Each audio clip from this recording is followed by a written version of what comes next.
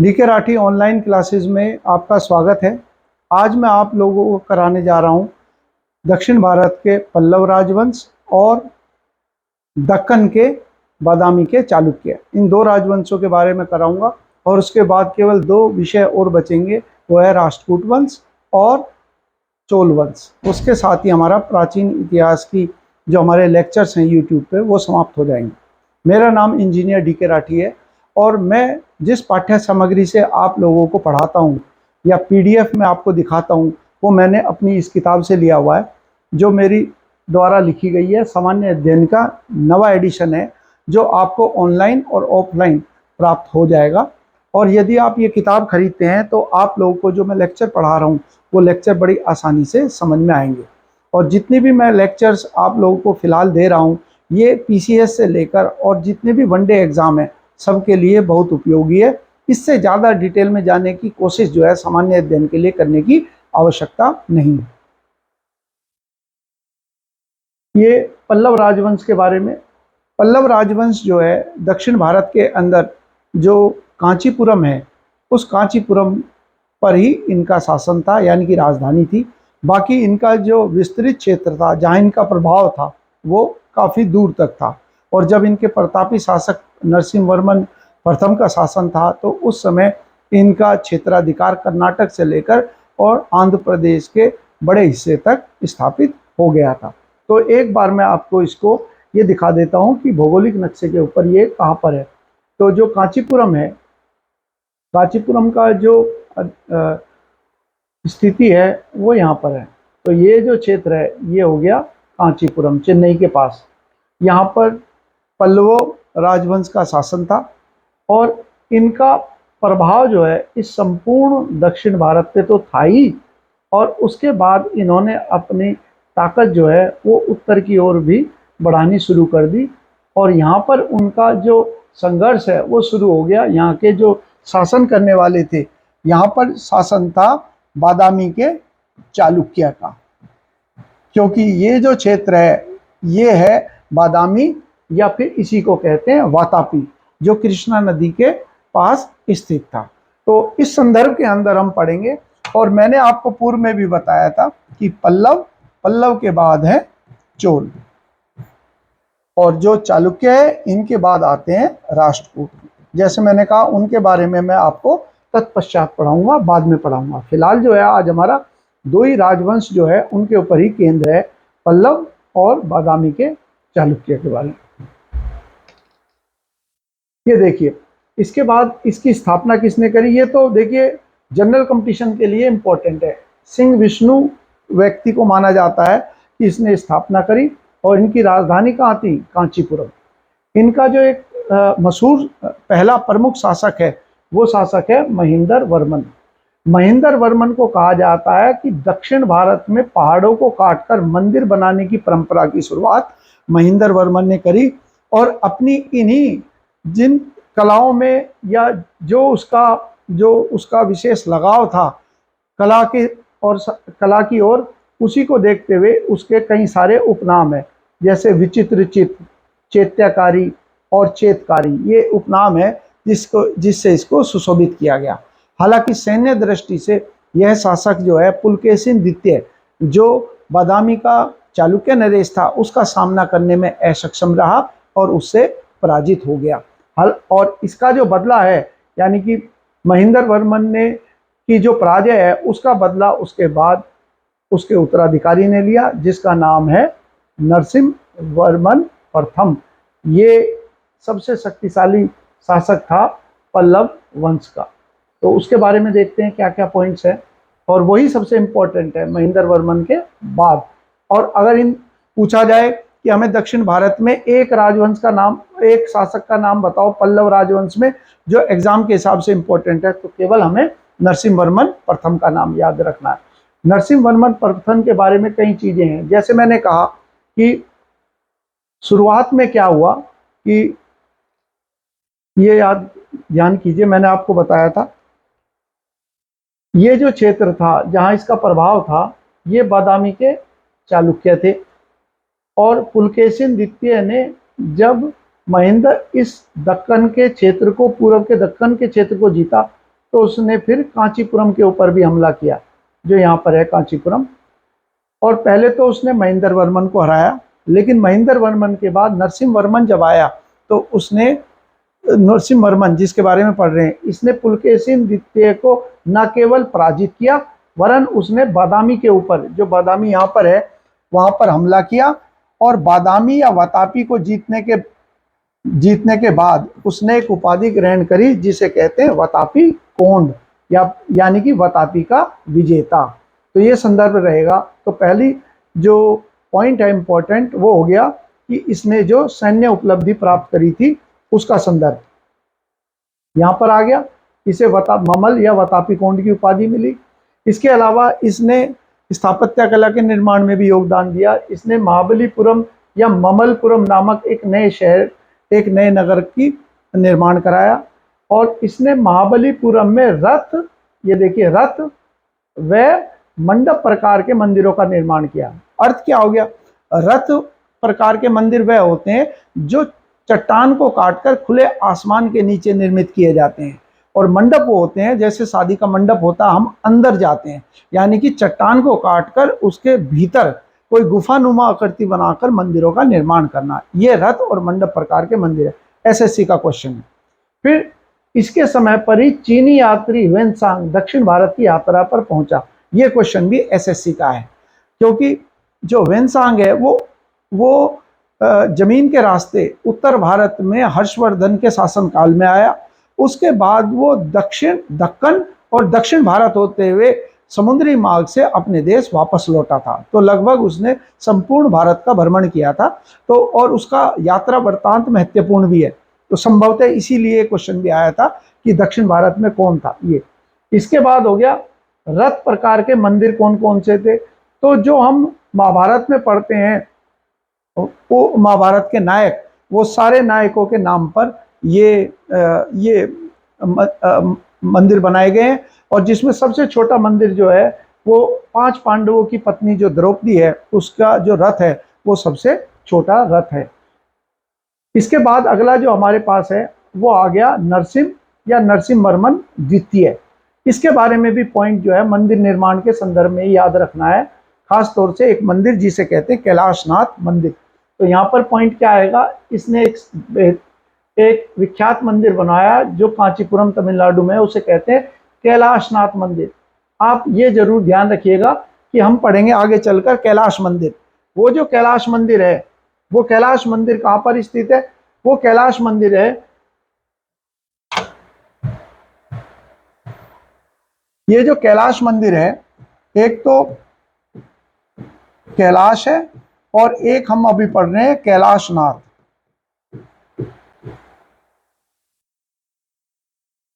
यहां पर हमने क्या, कैलाश मंदिर जो है ये तो है महाराष्ट्र में, और ये जो कैलाशनाथ मंदिर है ये है कांचीपुरम तमिलनाडु में। इसके निर्माण का तो हमने पढ़ा, निर्माणकर्ता कौन है? नरसिंह वर्मन द्वितीय। और जो कैलाश पढ़ेंगे तो हम राष्ट्रकूट वंश जब पढ़ेंगे तो वहां का जो पहला प्रमुख और शक्तिशाली शासक था वह था कृष्णा प्रथम। उसने इस मंदिर का निर्माण कराया था। तो इस संदर्भ में इंपॉर्टेंट रहेगा। और कैलाश मंदिर जो है ये तो विश्व धरोहर स्थल के अंदर भी शामिल किया गया है और अपने आप में एक अनुपम कीर्ति के रूप में जाना जाता है। वापस देखते हैं फिर जो पॉइंट हमारे पास आएगा इस संदर्भ में। यहाँ पर देखिए, इसने इसके अलावा अन्य जो मंदिर करवाया, तटीय शिव मंदिर जो महाबलीपुरम में विख्यात मंदिर है वो, ईश्वर मंदिर, मुकुंद मंदिर। लेकिन सबसे इंपॉर्टेंट आपको कैलाशनाथ मंदिर के बारे में ही ध्यान रखना है। और जो इसका अंतिम शासक था नंदीवर्मन, उसकी मृत्यु होने के बाद उसके 2 बेटों के बीच में, नाम याद करने की जरूरत नहीं है, अपराजित और नृपतुंग, इनके मध्य संघर्ष हो गया। और उस संघर्ष में पल्लवों का एक सामंत था जिसका नाम था आदित्य चोल। उसने एक भाई की मदद करी और उसकी मदद से वह जीत तो गया, लेकिन बाद में आदित्य चोल ने उसकी भी हत्या कर दी। और इस प्रकार से आदित्य चोल ने चोल वंश की नींव रखी। तो यहाँ पर हमारा जो पल्लव राजवंश है उसके बारे में जो इम्पोर्टेंट पॉइंट है वो खत्म। फिर पढ़ते हैं बादामी के या वातापी के चालुक्य। दक्षिण भारत के इतिहास में ये एक महत्वपूर्ण दौर था। और इस दौर में न केवल हमने देखा कि इन्होंने एक लंबे समय तक दक्षिण भारत के विशाल क्षेत्र भूभाग के ऊपर राज किया, जिसमें महाराष्ट्र से लेकर और तमिलनाडु के और पूर्व के अंदर आंध्र प्रदेश तक का क्षेत्र था। एक विशाल साम्राज्य के स्वामी थे। और साथ ही साथ इन्होंने सांस्कृतिक क्षेत्र में भी कई योगदान करे हैं, तो उन सबको संदर्भ के अंदर पढ़ेंगे। हालांकि इनके ऐतिहासिक स्रोत जो हम देखते हैं तो उसके अंदर सबसे प्रमुख इनके अभिलेख हैं, और उनमें सबसे प्रमुख अभिलेख कहलाता है ऐहोल का अभिलेख, जिसके अंदर जानकारी न केवल ये दी गई है कि पुलकेशिन द्वितीय ने हर्षवर्धन को हराया, वरन जो उसके समकालीन राज्य शासक थे उनके पड़ोसी राज्यों का भी उल्लेख उसके अंदर करा गया है। और साथ ही साथ चालुक्य वंश के प्रारंभिक इतिहास का भी उल्लेख किया गया है। और इसके अलावा विदेशी यात्री की हम बात करें तो वेनसांग दक्षिण भारत की जब यात्रा पर पहुंचा था तो उस समय पर दक्कन में राज था पुलकेशिन द्वितीय का। तो उसके शासनकाल के दौरान वेनसांग दक्कन भारत पहुंचा और उसने कहा है कि ये विद्या के व्यसनी थे। व्यसन का मतलब होता है किसी चीज की आदत या नशा, यानी कि ये ज्ञान के नशा करते थे। तो उसने इस समय काल के दौरान यहाँ के लोगों का और इस राज्य के बारे में उल्लेख भी किया है। और तीसरी जानकारी हमें मिलती है ईरान का इतिहासकार है ताबरी। उसने लिखा है कि ईरानी शासक खुसरो द्वितीय के और पुलकेशिन द्वितीय जो चालुक्य नरेश है दोनों के बीच में राजनयिक संबंध थे, और दोनों ने एक दूसरे के दरबार में राजदूत का आदान प्रदान भी किया था। तो ये इनके ऐतिहासिक स्रोत हैं। इसके बाद हर जगह जैसे मैं आपको बताता आया हूँ कि कौन संस्थापक है, ये जरूर याद करना। संस्थापक जो है वो माना जाता है पुलकेशिन प्रथम को माना जाता है। और ये भी कहा जाता है कि इसने सत्ता प्राप्त करने के बाद अश्वमेध यज्ञ का भी आयोजन किया। राजधानी बादामी या वातापी के नाम से जाना जाता है। इसके अलावा एक और इम्पोर्टेंट क्वेश्चन है जो यूपी पीसीएस के अंदर पूछा गया। इस वंश ने अपना उद्गम स्थान कहाँ बताया है? अयोध्या उत्तर प्रदेश को बताया है। ये क्वेश्चन एग्जाम के अंदर आया था। और क्योंकि उत्तर प्रदेश जो है, उत्तर प्रदेश में हमारी पूज्य नगरी जो श्री राम नगरी है वो अयोध्या स्थित है, संभवतः इसीलिए सवाल आया। और दूसरा सवाल यूपी पीसीएस में आया, कौन से राजवंश के प्रशासन में महिलाओं को उच्च पदों पर तैनात या आसीन किया जाता है? ये भी हम किसके बारे में पढ़ रहे हैं? बादामी के या वातापी के चालुक्यों के बारे में। और यहाँ मैं आप लोगों को एक बात और बताता चलूं, हम लोग एक और चालुक्य के बारे में पढ़ते हैं इतिहास के अंदर, और वो चालुक्य जो है वो कहलाते हैं कहाँ के? वो कहलाते हैं अनिलावाड़ के। आपने पहले भी मैंने आप लोगों को कराया था, वो पूर्व के अंदर कराया था। तो ये जो गुजरात है यहाँ पर भी चालुक्य थे। ये जो राजवंश है, ये क्षेत्र जो है गुजरात, यहाँ पर भी इनका चालुक्य कहलाते थे, जो अनिलावाड़ या अहमदाबाद के थे। लेकिन इनका और चालुक्यों का जिनके बारे में पढ़ रहे हैं उनका कोई सीधे संबंध नहीं पता। इनको कहा जाता था चालुक्य या इनको सोलंकी भी कहते थे। और ये किस जगह के थे? ये गुजरात का अनहिलावाड़, जो अहमदाबाद आज कह सकते हैं वहां के। तो इनसे हम कंफ्यूज नहीं होना। अब हम पढ़ रहे हैं बादामी के। बादामी कहाँ पड़ रहा है? बादामी जो क्षेत्र बादामी जो नगर पड़ता है वो पड़ता है, यहाँ पर एक नदी है जो प्रमुख नदी है दक्षिण भारत की, उसका नाम है कृष्णा नदी। तो कृष्णा नदी जो है कर्नाटक में महाबलेश्वर से निकलती है, और उसके बाद यहाँ से होते हुए फिर ये चली जाती है आंध्र प्रदेश में। तो इसके पास ही ये जगह है जिसे कहा जाता है बादामी, और इसी के पास है ऐहोल जहाँ ये प्रशस्ति मिली है रवि कीर्ति की। और इसके पास ही है एक और जगह जिसका नाम है पट्टाडकल। ये तीन जो हैं ये सांस्कृतिक केंद्र थे चालुक्य बादामी के। तीनों जगह के ऊपर हमें अनेकों मंदिर प्राप्त हुए हैं, जो मुख्य रूप से एक नई शैली, मंदिर की शैली थी जिसको कहते हैं वेसर शैली।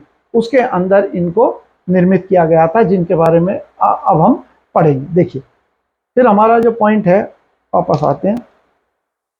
तो यहाँ हमने कर लिया इनके बारे में, जो जहाँ चीज़ें मुझे बतानी थी वो मैंने आपको बता दी। इनका सबसे प्रतापी जो शासक है वो शासक का नाम है पुलकेशिन द्वितीय।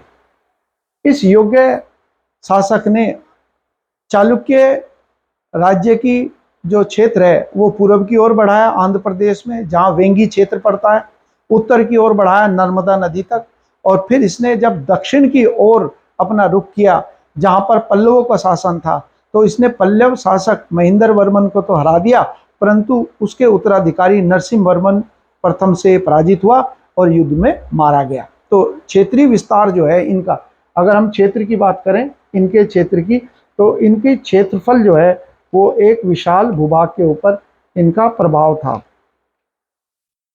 अगर हम, मैं अभी कर रहा था जी, कौन सा भूभाग जब मैंने अभी आपको कहा था, तो जो इनका प्रभाव था, प्रभाव का क्षेत्र जो है इस पूरे क्षेत्र में था, यानी कि महाराष्ट्र में ये सीमा से लेकर और तेलंगाना और आंध्र प्रदेश का बड़ा हिस्सा और कर्नाटक, ये पूरा जो क्षेत्र था, इस पूरे क्षेत्र में इनका प्रभाव था, यानी कि एक विशाल साम्राज्य था जिसके स्वामी थे। ठीक है। और सांस्कृतिक रूप से इन्होंने संस्कृत भाषा को अपनी आधिकारिक भाषा बनाया, हालांकि कन्नड़ भाषा का भी उपयोग किया गया है इनके अभिलेखों में, और ये ब्राह्मणवादी विचारधारा के भी थे, और इसीलिए इन्होंने ब्राह्मण धर्म को परिचय दिया। हालांकि अन्य जो धर्म थे उनके प्रति भी इन्होंने बहुत नरम रुख रखा, और अनेकों गुफाएं उन्होंने बौद्ध और जैन मतनेयों को भी प्रदान करी।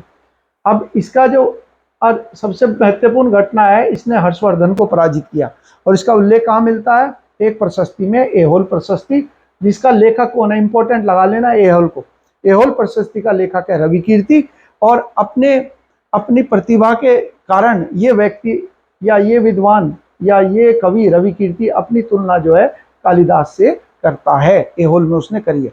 और मैंने बताया एहोल प्रशस्ति के अंदर कई ऐतिहासिक तथ्य हैं, यानी कि पूर्वजों के बारे में, जो चालुक्य वंश है उसके पूर्ववर्ती शासकों का उल्लेख किया है, और समकालीन शासकों का भी उल्लेख किया गया है। इसके अलावा पुलकेशिन द्वितीय के संबंध जो थे किसके थे, फारस जो ईरान थे उसके राजा खुसरो द्वितीय के साथ उसके राजनयिक संबंध थे, और इसका जिक्र किसने करा है, ईरान का इतिहासकार है जिसका नाम है ताबरी। फारस का मतलब ईरान, तो ईरान का जो इतिहासकार है ताबरी, उसने भी इसका उल्लेख किया है। तो इसके संदर्भ जो है वो पुलकेशिन द्वितीय का वो रहेगा कि इसकी जो मृत्यु हुई वो किसके साथ संघर्ष करते हुई, आप ध्यान कीजिए, नरसिंह वर्मन प्रथम, उसने इसको मारकर राजधानी पर कब्जा किया और वतापी कोंड की उपाधि धारण करी, जो हमने पढ़ा था। इसका जो अंतिम शासक था उसका नाम था कीर्तिवर्मन द्वितीय, और उसके सामंत का नाम था दांती दुर्ग। उस दंती दुर्ग ने अपने शासक की हत्या कर दी और एक नए वंश की नींव रखी जिसको कहते हैं राष्ट्रकूट वंश। उसके बारे में मैं अगले लेक्चर में कराऊंगा। स्थापत्य कला के क्षेत्र में चालुक्य में क्या था, वैसर शैली। वैसर शैली का जो मंदिर है वो कौन सी है, तीन प्रमुख शैलियों का हम जिक्र करते हैं मंदिर निर्माण के क्षेत्र के अंदर। तो वो कौन कौन सी शैलियां हैं, मैं अभी उनका जिक्र कर देता हूं। तो एक तो हम पढ़ते हैं नागर शैली। नागर शैली जो है ये है उत्तर भारत में। इसमें जो गर्भगृह है, यानी कि जहां हमारे पूज्य देवता रखे जाते हैं, उसके ऊपर जो मंदिर बनता है वो मीनार की तरह पतला होता हुआ चलता है और गोलाकार होता है। एक होती है द्रविड़ शैली। द्रविड़ शैली के अंदर जो गर्भगृह है उसके ऊपर जो आकृति बनती है उसे विमान कहते हैं। वो पिरामिड की आकार का होता है, पूरा गोलाकार नहीं होता। तो द्रविड़ शैली कहाँ पर प्रचलित है, दक्षिण भारत में। दक्षिण भारत में अब इन दोनों की सम्मिश्रित एक नई शैली विकसित हुई बादामी के चालुक्य के समय पर, उसको कहते हैं वेसर शैली। वेसर शैली में जो मंदिर है उनके ऊपर ना तो मीनार ना शिखर इतने ऊंचे बने जितने इनके बनते थे, वो तुलनात्मक बहुत ही कम, और कुछ मंदिरों पर तो ना के बराबर है।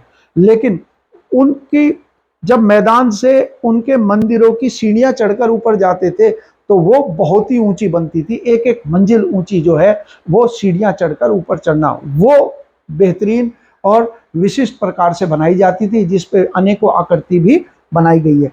और इसके उदाहरण हमें 3 नगरों से मिलते हैं, एक तो ऐहोल, एक बादामी और तीसरा है पट्टाडकल। ये तीनों जो है कृष्णा नदी के मुहाने पर, और राज्य पड़ता है, राज्य जो है वो है कर्नाटक। यहां पर पॉइंट हो गया। आप इन नगरों के नाम देख लेना, ऐहोल का नाम है, पट्टाडकल का नाम है, और एक और मैंने बता दी। और इस जगह पर हालांकि ये स्वयं जो है विष्णु के अनुयायी थे और अपना कुल देवता इन्होंने विष्णु को ही बनाया, और इनके सभी अभिलेखों के अंदर जो शुरुआत है वो विष्णु के एक अवतार हैं वराह, वराह देवता की स्तुति से ही इनके यहाँ पर शुरुआत है। परंतु इन्होंने दूसरे धर्मानुयायी जैन और बौद्ध धर्म के लोगों को भी इन्होंने समर्पित गुफाएं प्रदान की है।